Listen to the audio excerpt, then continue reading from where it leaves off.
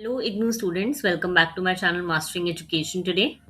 इस वीडियो में हम लोग MSO 004 के इंपॉर्टेंट क्वेश्चंस देख रहे हैं। क्वेश्चन 1, 2 एंड 3 हम लोग डिस्कस कर चुके हैं। अब हम क्वेश्चन 4 से स्टार्ट करेंगे। क्वेश्चन 4 आपसे पूछ रहा है, discuss the changes in the agrarian social structure of India with special reference to the impact of the green revolution.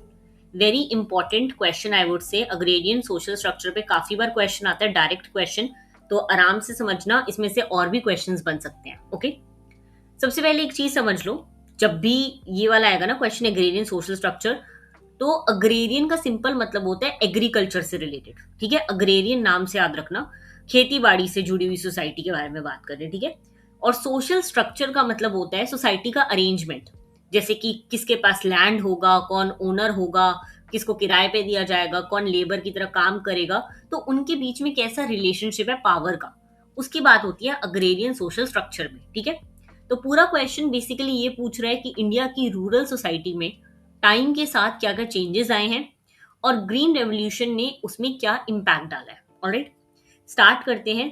पहले समझो इंट्रोडक्शन में आपको क्या लिखना है। देखो, इंडिया एक एग्रीकल्चरल कंट्री है, majority of are population is dependent on agriculture. पहले ज्यादातर लोग विलेजेस में रहते थे और उनका लाइवलीहुड एग्रीकल्चर पर डिपेंडेंट था। लेकिन इंडिपेंडेंस के बाद लैंड रिफॉर्म्स आए, गवर्नमेंट पॉलिसीज आई और फिर 1960s में ग्रीन रेवोल्यूशन आई। इन वजह से रूरल सोसाइटी में बहुत बड़े बड़े चेंजेस आए हैं। तो अब इन सबको हम स्टेप वाइज समझेंगे। सबसे पहले हम समझेंगे अग्रेरियन स्ट्रक्चर बिफोर इंडिपेंडेंस, जब ब्रिटिशर्स का हम पे राज था, कॉलोनीज थे हम, तब कैसा था। तो देखो, ब्रिटिश पीरियड में ना agriculture 3 major land revenue systems के थ्रू चलती थी। 3 सिस्टम थे अलग अलग। क्या थे? एक तो जमींदारी सिस्टम था, ऑलराइट, एक था रियोतवारी और एक था महलवारी। ठीक है, ये 3 सिस्टम्स थे। इन तीनों के नाम एग्जाम में लिखने बहुत इंपॉर्टेंट है। सबसे पहले समझते हैं कि जमींदारी सिस्टम क्या था।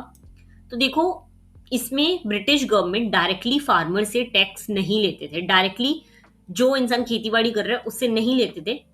तो इसमें सबसे पहले बीच में जमींदार होते थे। ठीक है, फार्मर खेती करते थे लेकिन उन्हें रेवेन्यू जमींदार को देना पड़ता था, और जमींदार जो होते थे वो ब्रिटिश को टैक्स देते थे।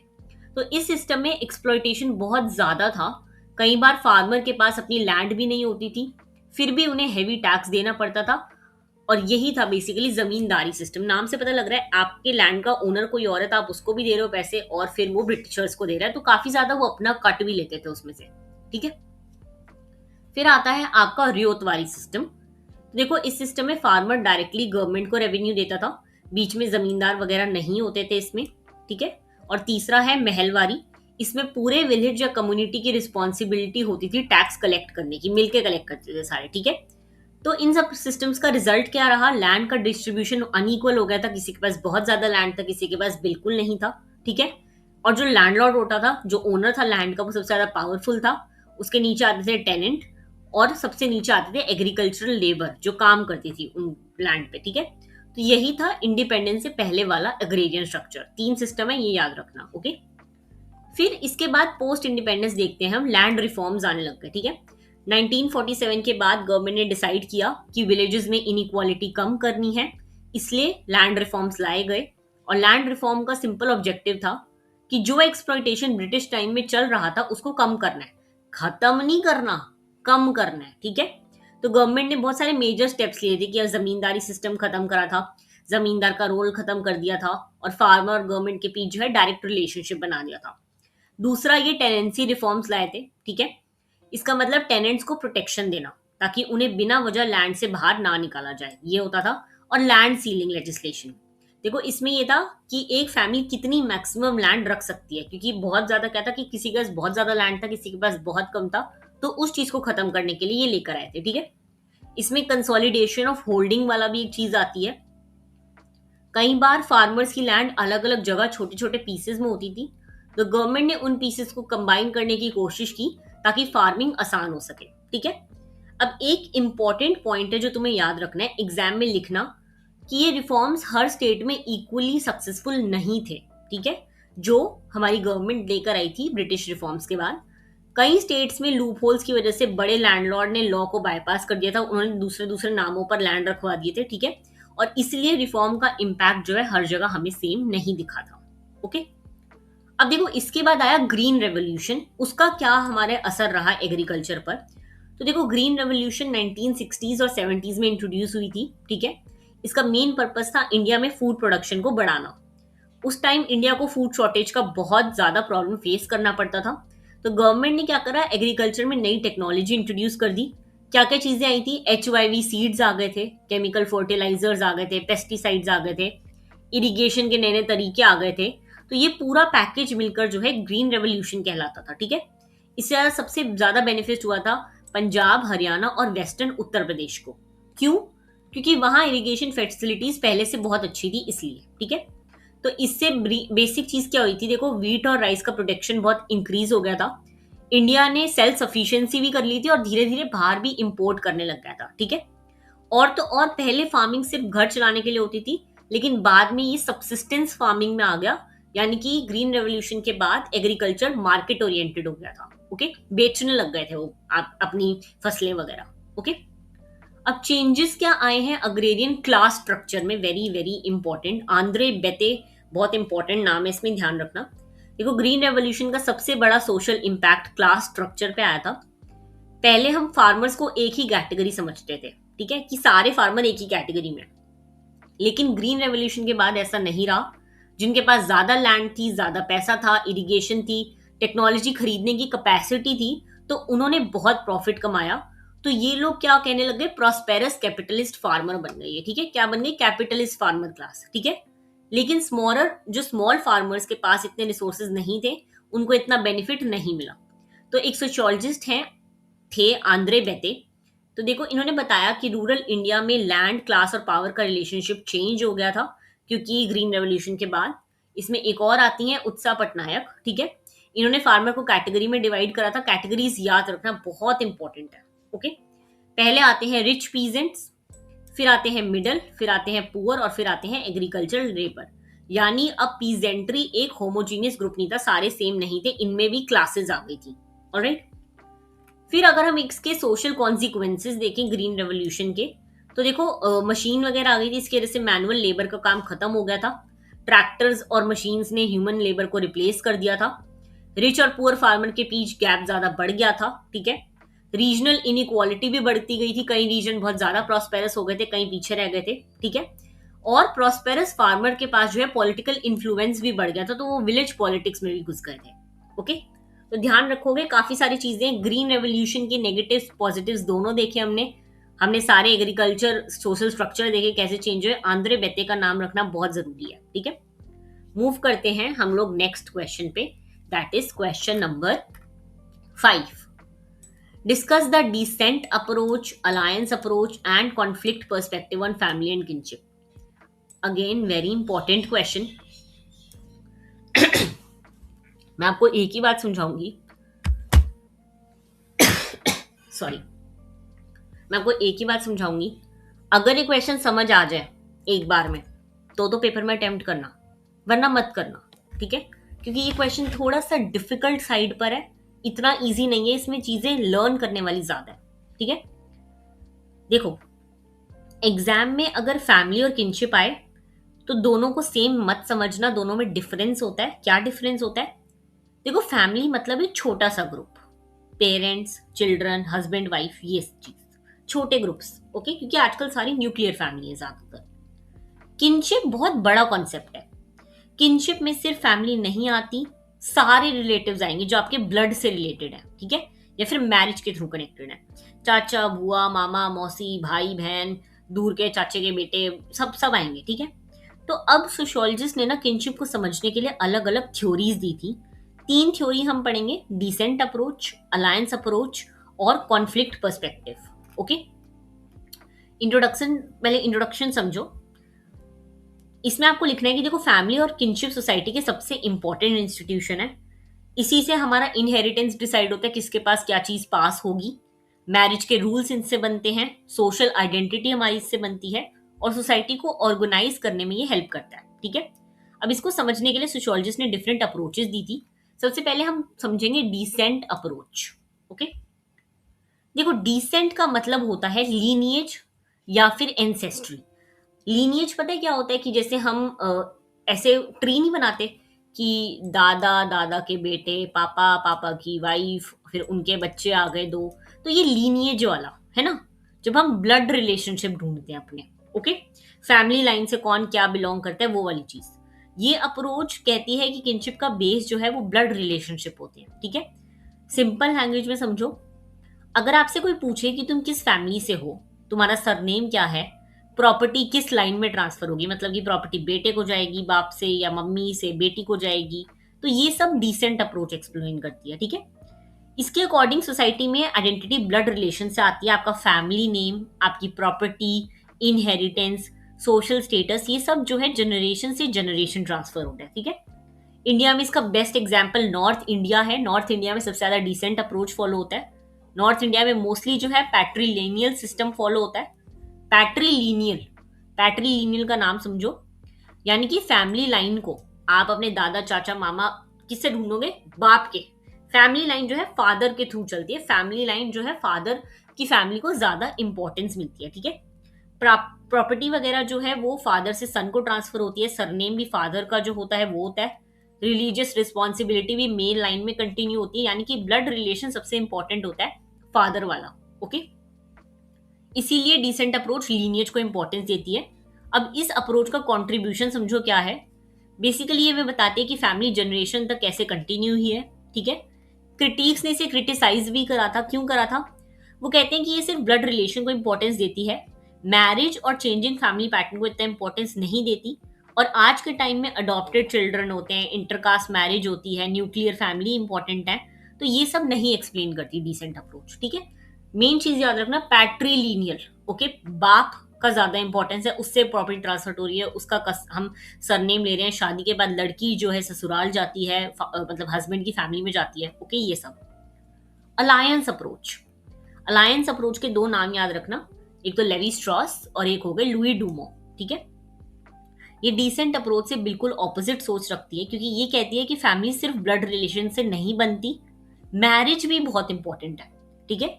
इस अप्रोच को क्लॉड लेवी स्ट्रॉस ने डेवलप किया था और इंडिया के कॉन्टेक्स्ट में इसको लुई डूमो ने जो है इसके आइडियाज को डिस्कस करा था। देखो, अलायंस अप्रोच कहती है कि मैरिज, शादी ना सिर्फ दो इंडिविजुअल का रिलेशनशिप नहीं होता, शादी दो फैमिली को कनेक्ट करती है, ठीक है, और कई बार दो विलेजेस को भी या फिर दो कम्युनिटी को भी। तो सिंपल एग्जाम्पल लो, जब एक लड़की की शादी होती है तो सिर्फ हस्बैंड वाइफ का रिलेशनशिप नहीं बनता, दोनों नए फैमिलीज के रिलेटिव्स बनते हैं, नए सोशल रिलेशन क्रिएट होते हैं, इसी को हम अलायंस कहते हैं। अलायंस का मतलब पता है ना, दो लोगों ने आपस में बातचीत करके एक नई चीज फॉर्म कर ली, अलायंस, ठीक है। इंडिया में इसका बेस्ट एग्जांपल साउथ इंडिया है, ध्यान रखना, okay. South Indian kinship system जो है वो है, साउथ इंडिया में कुछ मैरिज सोशली एक्सेप्टेड होती हैं जो नॉर्थ इंडिया में नहीं होती। देखो, मैं आपको बताती हूँ, ध्यान से समझना। साउथ इंडिया में क्रॉस कजन मैरिज अलाउड होती है, यानी कि आप अपनी मामा की बेटी से शादी कर सकते हो या फिर आप अपने चाचे, ठीक है, इनकी बेटी से शादी कर सकते हो, ऐसा अलाउड होता है। बुआ, बुआ के बच्चों से कर सकते हो, मामा के बच्चों से कर सकते हो, ये सब अलाउड होता है यहाँ पे। और तो और यहाँ पे अंकल नीस की मैरिज भी अलाउड होती है, ओके।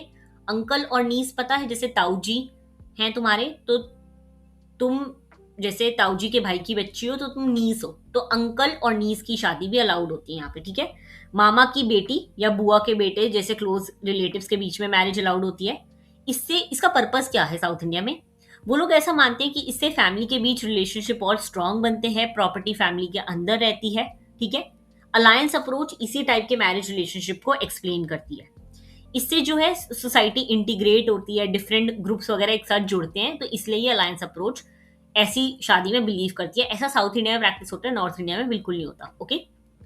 देखो, क्रिटिसाइज भी करा गया था क्योंकि क्रिटिक्स कहते हैं कि ये मैरिज को बहुत इंपॉर्टेंस देते हैं, इनहेरिटेंस, प्रॉपर्टी, ब्लड रिलेशन को इग्नोर करते हैं, बेसिकली उल्टी चीज, ओके। तो ये थी आपकी अलायंस अप्रोच। फिर हम आते हैं कॉन्फ्लिक्ट पर्सपेक्टिव ऑन फैमिली। देखो, ये अप्रोच फंक्शनलिस्ट से एग्री नहीं करती। फंक्शनलिस्ट कहते हैं फैमिली सोसाइटी का पीसफुल इंस्टीट्यूशन है, एक इंस्टीट्यूशन है जिससे हमें सेक्सुअल रिलेशनशिप बनाने का जो है एक हमें मौका मिलता है फैमिली के थ्रू, ओके। लेकिन और फंक्शनलिस्ट ये भी कहते हैं कि इससे सब लोग मिलजुल कर रहते हैं, बट कन्फ्लिक्ट पर्सपेक्टिव कहता है कि नहीं, रियलिटी इतनी सिंपल नहीं है, हर फैमिली में पावर रिलेशनशिप होते हैं, अथॉरिटी एक बंदे के हाथ में होती है, जैसे कि आपके घर के डैड आपकी अथॉरिटी रखते होंगे। इनइक्वालिटी भी होती है, आपकी एक्सटेंडेड फैमिली में कोई किसी के पास ज़्यादा स्टेटस पावर है, किसी के पास कम है, और कई बार इससे कॉन्फ्लिक्ट भी होते हैं, ठीक है। ये अप्रोच बेसिकली मार्क्सिस्ट और फेमिनिस्ट आइडिया से इन्फ्लुएंस हुई है। सबसे पहले जेंडर इनइक्वालिटी बहुत ज़्यादा फैमिली में होती है, ओके। कई फैमिली में women unpaid household work करती है, कुकिंग, क्लीनिंग, बच्चे की केयर करना, खाना बनाना, सब कुछ, और इस काम की कोई सैलरी भी नहीं मिलती, ओके। दूसरी तरफ मेन के पास प्रॉपर्टी और इनकम का कंट्रोल होता है, डिसीजन मेकिंग भी उन्हीं के पास होता है, तो इसको हम पैट्रियार्की कहते हैं। हमारी सोसाइटी पैट्रियार्कल है, ज्यादातर पावर जो है मेन के हाथ में होती है, ठीक है। तो कॉन्फ्लिक्ट पर्सपेक्टिव बोलती है कि फैमिली के अंदर रिसोर्सेज इक्वली डिस्ट्रीब्यूट नहीं होते, पावर भी अनइक्वल होती है, और इसी वजह से कॉन्फ्लिक्ट वगैरह होते हैं, ठीक है। प्रॉपर्टी डिस्प्यूट होते हैं, डोमेस्टिक वायलेंस होता है, डिसीजन मेकिंग में डिस्प्यूट होता है, ये सब, ओके। समझ आया? अब तीनों को अगर हम कंपेयर करें तो देखो, descent approach family blood relationship से बनती है, ठीक है। अलायंस जो है मैरिज रिलेशनशिप से, और कॉन्फ्लिक्ट पर्सपेक्टिव कहता है कि फैमिली के अंदर पावर और इनइक्वालिटी होती ही होती है, ओके। तीनों समझ आ गई?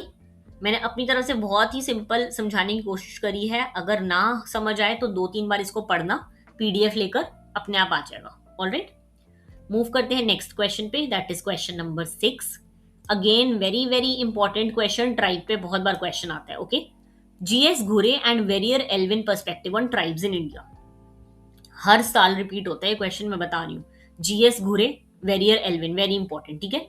सबसे पहले एक क्वेश्चन सिंपल, देखो, ट्राइब्स या आदिवासी कम्युनिटी के डेवलपमेंट के लिए गवर्नमेंट को क्या करना चाहिए। अब आप लोग बोलोगे उन्हें मेन स्ट्रीम सोसाइटी में जोड़ो और उनको उनके राइट्स बताओ। अब देखो, ये सब चीजें कहनी बहुत आसान है पर पॉसिबल नहीं है। ट्राइब्स इतने वेलकमिंग नहीं होते, वो लोग अपना कल्चर फॉलो करते हैं, अपने रूल्स फॉलो करते हैं, इसलिए उनकी आइडेंटिटी और कल्चर जो है प्रोटेक्टेड रहता है, अलग रहता है, ठीक है। अब देखो, जीएस घुरे और वेरियर एल्विन दोनों का क्या पॉइंट था? दोनों का एम था ट्राइबल डेवलपमेंट का, लेकिन दोनों के मेथड बिल्कुल डिफरेंट थे, इसलिए एग्जामिनर ने यहाँ पे कंपैरिजन पूछा है। आप इंट्रोडक्शन में देखो लिखोगे कि इंडिया में ट्राइबल कम्युनिटी का अपना यूनिक कल्चर है, लैंग्वेज है, ट्रेडिशंस है, ठीक है। इनके डेवलपमेंट को लेकर सोशियोलॉजिस्ट और पॉलिसी मेकर के बीच अलग अलग ओपिनियन रहते हैं। दो मेन स्कॉलर हैं, जीएस घुरे और वेरियर एल्विन। देखो, जीएस घुरे का सबसे पहले हम पढ़ते हैं। जीएस घुरे का मानना था कि इंडियन ट्राइब्स कंप्लीटली जो है अलग सोसाइटी नहीं है, ठीक है। उन्होंने ट्राइब्स को ना एक फेमस नाम दिया था, दैट इज बैकवर्ड हिंदूज। वो मानते हैं कि ट्राइब्स बैकवर्ड हिंदूज है जिनको अपने राइट्स और नए नए कस्टम्स के बारे में नहीं पता, ठीक है। एग्जाम में ये जरूर लिख कर आना। इसका मतलब होता है कि घुरे ये नहीं कह रहे कि ट्राइब्स इंफीरियर हैं, पिछड़े हुए हैं, किसी से कम है। उनका कहना था कि ट्राइब्स और हिंदू सोसाइटी के बीच ऑलरेडी काफी सिमिलैरिटी है। अगर आप देखो तो कोई tribal community Hindu festival celebrate करती है, कई जगह उनके ritual, belief, custom near by caste group से मिलते हैं, ट्रेडिंग वगैरह भी होती है, मैरिज के थ्रू भी इंटरेक्शन होता है। यानी ट्राइब्स और मेन स्ट्रीम सोसाइटी के बीच कनेक्शन पहले से ही था, ठीक है। इसीलिए घुरे कहते थे कि ट्राइब्स को अलग रखने की जरूरत नहीं है, उन्हें धीरे धीरे करके आप मेन स्ट्रीम सोसाइटी से जोड़ने की कोशिश करो, ठीक है। इसी प्रोसेस को हमने जो है असीमिलिएशन का नाम दिया था, कि जब आप कह रहे हो कि आप ट्राइब्स वगैरह को मेन स्ट्रीम सोसाइटी से जोड़ो, ठीक है। धीरे धीरे उन्हें सोसाइटी में घुल मिल जाना चाहिए। और घुरे का मानना था कि अगर ट्राइब्स को एजुकेशन मिलेगी, उनको रोड्स वगैरह, कम्युनिकेशन, एम्प्लॉयमेंट दी जाएगी, तो उनका डेवलपमेंट और जल्दी होगा, ओके। देखो, जीएस घुरे को जो है क्रिटिसाइज करा गया था, क्योंकि क्रिटिक्स ने कहा कि घुरे ने ट्राइबल आइडेंटिटी को कम इंपॉर्टेंस दी, डायरेक्टली उन्हें बैकवर्ड हिंदूज कह दिया।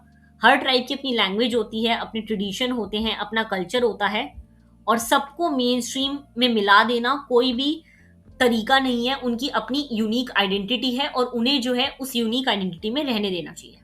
ऑलराइट, ये मानना था जीएस घुरे का। अब हम आते हैं दूसरे इंसान पे, वेरियर एल्विन, बहुत बड़े सोशियोलॉजिस्ट थे। एल्विन की थिंकिंग घुरे से बिल्कुल ऑपोजिट थी, बिल्कुल अलग थी। एल्विन का मानना था कि ट्राइबल कल्चर बहुत वैल्यूएबल है, बहुत इंपॉर्टेंट है, और उसे प्रोटेक्ट करना चाहिए, ठीक है। उन्होंने कहा कि अगर ट्राइब्स को एकदम से मॉडर्न सोसाइटी के कांटेक्ट में ला दिया तो उनका कल्चर डिस्ट्रॉय हो सकता है, उन्हें लोग एक्सप्लॉइट कर सकते हैं, उनका फायदा उठा सकते हैं, उनकी ट्रेडिशनल लाइफ, जो उनके कस्टम्स हैं, वो खत्म हो सकते हैं। इसीलिए एल्विन ने शुरू में आइसोलेशन पॉलिसी को सपोर्ट करा था, यानी कि उनको अपने में रहने दो, ठीक है। इस पॉलिसी को कई बार नेशनल पार्क अप्रोच भी कहा जाता है। इस पॉलिसी का मतलब था कि ट्राइब्स को एक तरह जू की तरह मत समझो कि हम उन्हें देखकर खुश होते रहेंगे, इनको बिल्कुल अलग कर दिया। इनके एरिया को प्रोटेक्ट करो, इनके राइट्स को प्रोटेक्ट करो, लेकिन आउटसाइडर को इंटरफेयर मत करने दो इनके साथ, ठीक है, ताकि ट्राइब्स अपनी कल्चर के अकॉर्डिंग पीसफुली रह सके। तो एल्विन कहते थे डेवलपमेंट होना चाहिए, लेकिन ट्राइब की आइडेंटिटी को डिस्ट्रॉय नहीं करना चाहिए हमें। ओके, अब देखो इसमें नेहरू का भी बहुत ज्यादा इंपॉर्टेंट पार्ट रहा था। ध्यान रखना, नेहरू जो है वो लोग पंचशील ऑफ ट्राइबल डेवलपमेंट कहे जाते हैं। इन्होंने बोला था कि ना तो कंप्लीट असिमिलिएशन सही है और ना ही कंप्लीट आइसोलेशन। तो इन्होंने पंचशील फॉर ट्राइबल डेवलपमेंट दिया था। पंचशील का बेसिक आइडिया था कि ट्राइबल कल्चर की रिस्पेक्ट करो, उनके डेवलपमेंट में उनका पार्टिसिपेशन करो, उन पर कोई भी अननेसेसरी प्रेशर मत डालो और डेवलपमेंट ग्रेजुअली करो। मतलब कि डेवलपमेंट भी हो और कल्चर को भी बचाओ। तो दोनों में से उन्होंने किसी को सपोर्ट नहीं करा था, ना एल्विन को ना घुरे को। ओके, अब देखो घुरे कहते हैं कि मेन स्ट्रीम सोसाइटी में इंटीग्रेट करो, एल्विन कहते हैं कल्चर को प्रोटेक्ट करो। लेकिन आज की सोशियोलॉजी क्या कहती है? आज का फोकस सिर्फ असिमिलिएशन या आइसोलेशन पर नहीं है, इनका फोकस है पार्टिसिपेशन पे। यानी कि ट्राइबल कम्युनिटीज खुद डिसाइड करें कि उनका डेवलपमेंट के लिए क्या बेस्ट है। बात समझ आई? उनको डिसाइड करने दो कि उनके लिए क्या बेस्ट है। अब मुझे नहीं पता आप में से कितने लोग न्यूज देखते हो, सोशल मीडिया देखते हो, नहीं देखते। अभी आप लोगों को पता है कि एमपी में एक ट्राइबल प्रोटेस्ट चल रहा है, जहां पे वो लोग अपना लाइवलीहुड सेव करने की कोशिश कर रहे हैं। और वो लोग जो चिता प्रोटेस्ट कर रहे हैं वो बहुत ही देखने में भी एकदम ऐसा लगता है कि ये क्या हो रहा है। बट ट्राइबल्स को ज्यादा पता है कि उनके लिए क्या सही है क्या गलत है। तो उनको आप लोग जबरदस्ती डेवलपमेंट का पार्ट मत बनाओ, जो उनके लिए सही है उन्हें वो करने दो।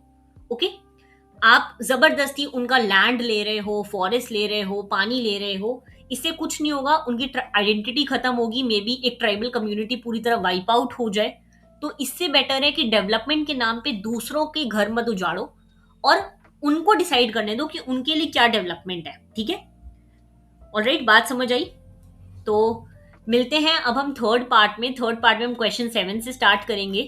थर्ड पार्ट के लिए आपको नीचे कमेंट करना है नंबर 3। अगर आप लोगों को ये पीडीएफ चाहिए हो तो आप नीचे दिए हुए इंस्टाग्राम या टेलीग्राम लिंक पे मेरे को कांटेक्ट करके पीडीएफ परचेज कर सकते हो।